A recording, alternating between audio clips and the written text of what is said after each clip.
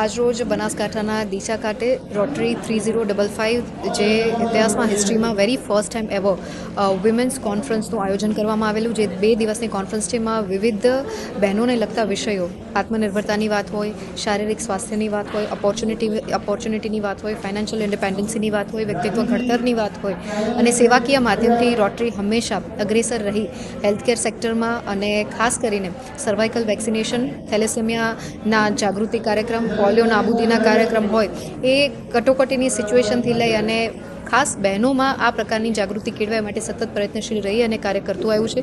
ત્યારે આજરોજ ડીસા ખાતેનો આ કાર્યક્રમ ખૂબ જ સરસ રીતે સંપન્ન થયો, જેમાં બહેનોને માર્ગદર્શન આપવા માટે વિવિધ વિભાગોના સ્પેશિયલાઇઝ એક્સપર્ટીઝ બહેનો છે, એમના દ્વારા પણ એમને માર્ગદર્શન આપવામાં આવશે. ત્યારે મને અહીં ઉપસ્થિત રહેવાની તક મળી, એના માટે હું રોટરીનો ખૂબ ખૂબ આભાર માનું છું. આવનારા સમયમાં પણ આ પ્રકારના પ્રકલ્પો સાથે આપ વધારે વિસ્તાર કરી અને બહેનો સુધી પહોંચી અને સશક્તિકરણની નવી પરિભાષા છે એ અંકિત કરી શકશો. એ જ શુભકામના. Thank you.